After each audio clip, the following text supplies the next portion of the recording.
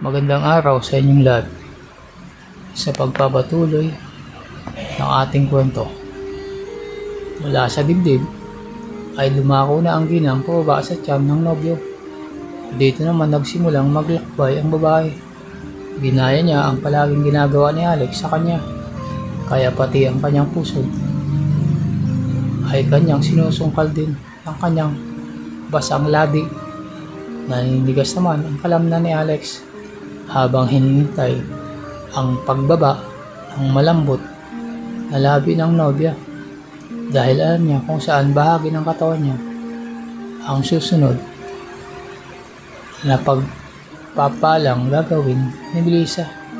Hindi nga nagkamali ang binata, dahil ilang segundo matapos magsawa ang mga labi at ladi ni Melissa sa tiyan ng kasintahan ay dumako na ito sa may butones ng pantalon. Mula dito ay kinagat-kagat ang magandang misis ang bagay na yon na nasa loob, kahit natatakpan pa ng pantalon at sa plot pang loob ang bagay na yon ng binata, ay ramdam pa rin niya ang pressure ng marahang pagkagat ng ngipin ng sinisinta, kaya't mas lalo pang nag-alboroto ang dapat mag-alboroto. Dahan-dahang tinanggal ni Melissa ang butones at pagkatapos ay isinunod ang zipper ng binata. Ginawa niya ito habang nakatingin sa binata at namumungay ang mga mata. Ang mabuksan na ay agad tumambad sa ginang ang panloob ng binata para itong mapipigtas. Parang may gustong kumawala dito sa loob. Katunayan ay medyo nakalabas ang isang bagay na yun. Napangiti naman si Melissa sa nakita. Hindi niya alam, pero sa tuwing nasisilayan niya ang uling na kulay na yun, ay iba ang kanyang nararamdaman. Parang sinisilihan ang kanyang katawan. Kung tutuusin ay pangit tingnan ang bagay na yun. Sobrang mataba at mahaba at may kasamang pang bukol-bukol at nakakadiri tingnan.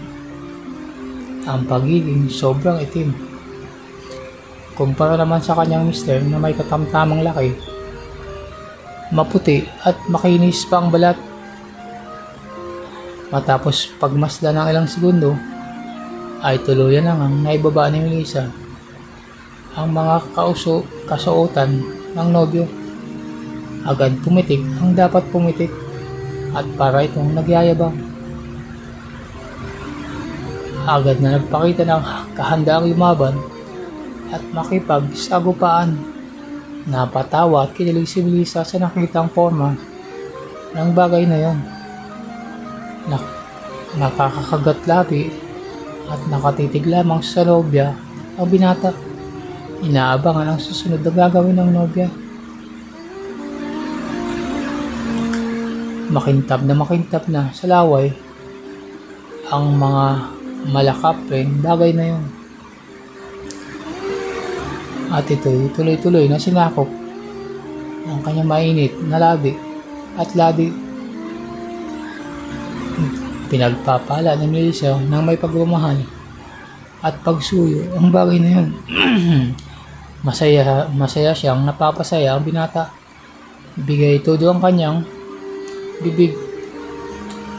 Napahawak naman ang binata sa ulo ni Melissa at nagsimula ng pumikit at lumilat dahil sa kanyang nararamdaman. Mula sa mahina, bumilis na bumilis ang ginagawa ng may bahay.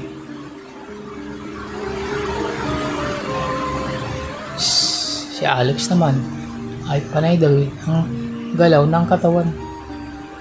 At maya-maya pa ay napamura na ito dahil biglang pumutok ang bulkan. Pasok na pasok lahat yun. Sa naghihintay, nalalamunan ng may bahay. Pagkatapos pagpalain ng lalaki ay agad na umangat si Melissa at dinampian ng halik ang noo ng binata na hinihingal pa rin pagkatapos magpaputok ng bulkan. O ayan, sold ka na be? Tanong ng ginang sa binatang halos wala ng lakas. Kagat ang labing umiling ang binata. Hehehe, alam ko naman na gusto mo pa eh. Pero mamaya na lang, kakain muna tayo ha? Malambing ang tinig ng ginang. Okay mahal. Kumanda ka sa akin mamaya. At ikaw naman, ang papabutahin ko sa di pa napuntahan. Nakangising sabi ni Alex. Oo naman be. Magsawa ka sa akin mamaya. Hawak natin ang buong maghapon at buong gabi. Ito ang tugon ni Melissa sa kasintahan. May mga dilatang pagkain na stock si Alex kaya mabilis lamang silang nakapaghain at nakapagpananghalian. Mga alauna na rin ngayon at mainit at tirik ang araw. Naalala ni Alex na may batis sa hindi kalayuan sa kubo. Kaya niyaya niya ang nobya na pumunta doon. Sa parting malapit sa kanila ay madalang lang may makadaan at may malalaki at malalapad na bato kung saan doon naglalaba dati ang kanyang tiyahin. Matagal na rin siyang hindi nakapunta doon, pero sa pagkakatanda niya ay malinaw na malinaw at hindi kalaliman na tubig ang may parting hanggang balikat ang pinakamalalim. Talaga be? Sige tara. Excited na sabi ni Melissa. Sa buong buhay niya, hindi pa niya naranasang maligo sa batis. Agad inayos ng dalawa ang dadalahin at mabilis na tinahak ang daan papunta sa batis. Pagkalampas nila sa palayan, ay may mga malalaking puno na ang kanilang dinaanan. Maririnig mo rin ang lagas-las ng tubig na tanda na di kalayuan ang paliliguan nila. Tuwang-tuwa si Melissa nang masilayan ang kakaibang tanawin na nasa harap niya. Malinaw na malinaw ang tubig at kitang-kita mo ang mga bato sa ilalim. Ang ganda dito be. Tuwang-tuwa ang ginang at agad niyakap ang kasintahan. Umanap ng pwesto ang dalawa na paglalagyan ng kanilang mga dala. Nakakita naman sila ng malapit na bato na nasa ilalim ng puno at doon sila pumwesto.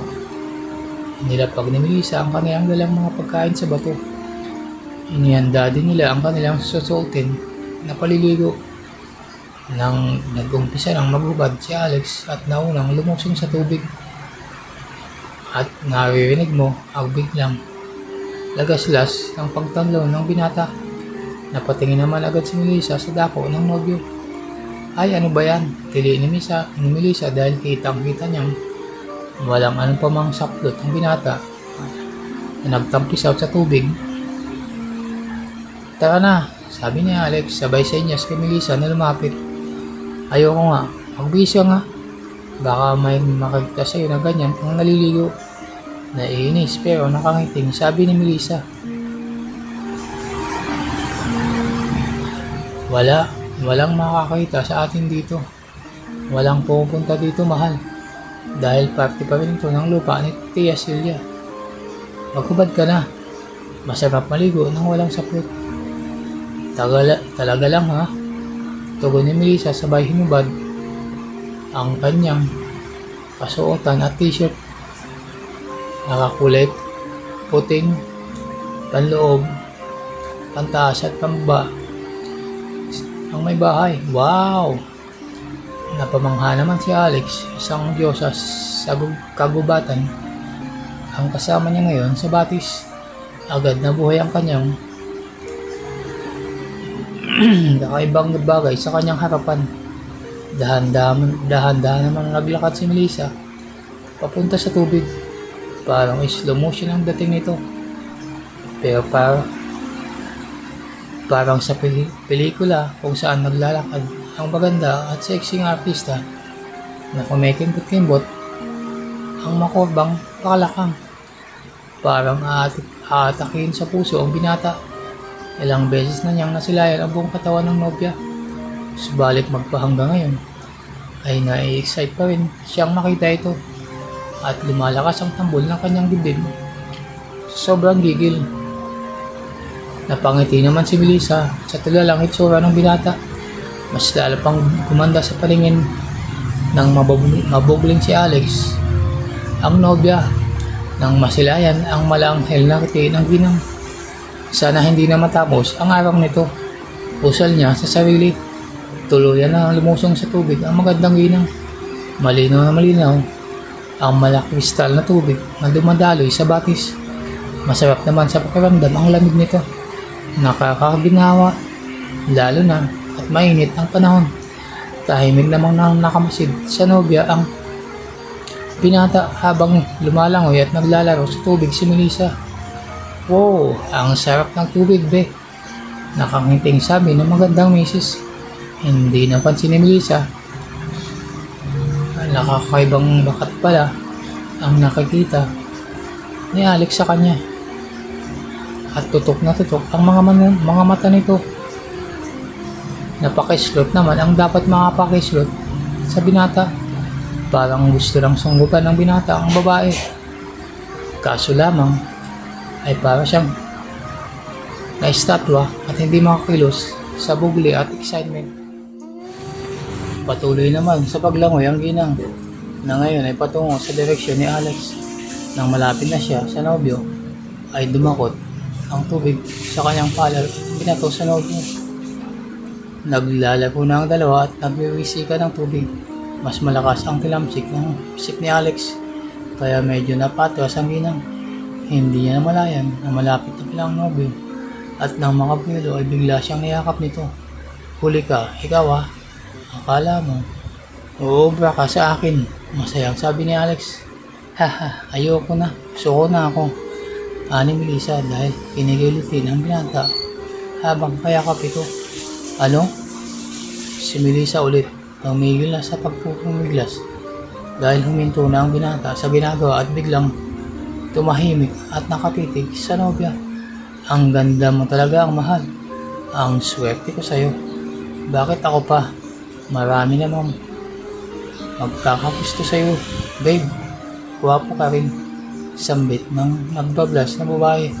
Medyo nakaramdam siya ng pagka-conscious dahil sa paraan ng pagkakatitig ng binata sa kanya. Kahit sino magkakagusto sa'yo, mahal. Kahit sino gagawin ang lahat para sa'yo. Seryosong sabi ni Alex. Lahat sa'yo maganda, mahal. Dugtong pa ng binata. Tumaba naman ang puso ng nangangalong niyang misis at hindi napigilan ang sarili na yakapin at siilin ng halik ang kalaguyo. Nakapulupot ang dalawang kamay ng ginang sa leeg ng nobyo at ang binata ay nakahawak sa magkabilang bewang ito. Sila lamang tao sa lugar na yon at napapalibutan ng tubig. Mga bato, hindi naglahon, ay nalulot na sila sa kanilang halikan at may karga-karga na ni Alex ang nobya na nakapulupot sa kanya. Ang dalawa nitong makikinis na paa. Dahan-dahang naglakad si Alex papunta sa gilid habang sila ay naghahalikan. Nang mangarating sa pangpang ay naghiwalay muna ang labi ng dalawa. Luminga-linga si Alex sa paligid. Nahulaan naman ni Melissa ang gusto ng binata. Baka may makakita sa atin dito, babe. Pag-alala ni Melissa. Wala, mahal. Tayo lang ang nandito. Pagtiwala ka sa akin. Kumbinsi ng binata at pagkatapos ay inalalayan ang nobya papunta sa isang malaking bato at pwedeng sandalan ng likod. At doon ay pinwesto si Melissa. Nangangamba man na baka may makita ang kanilang ginagawa, dinaig pa rin si Melissa ng thrill na nararamdaman. Agad na sinabasib ng halik ni Alex ang syota. Naglakbay na rin ang isang kamay nito papunta sa kabundukan ni Melissa at sinubukang iangat ang patas ang paloob nito. Busy din ang kaliwang kamay sa bilugang pangupo ng nobya. Maririnig mo ang impit na ungol at anas ni Melissa sa gitna ng kanilang pagkahalikan. Hanggang dito na lang muna ang ating kwento.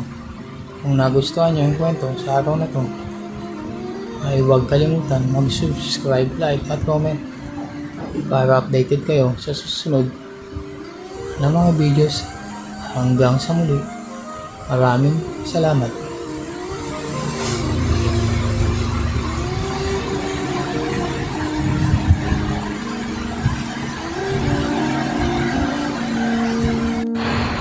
Tayo lang ang nandito. Pagtiwala ka sa akin. Kumbinsi ng binata at pagkatapos ay inalalayan ang nobya papunta sa isang malaking bato na pwedeng sandalan ng likod. At doon ay pinwesto si Melissa. Nangangamba man na baka may makita ng kanilang ginagawa, dinaig pa rin si Melissa ng thrill na nararamdaman.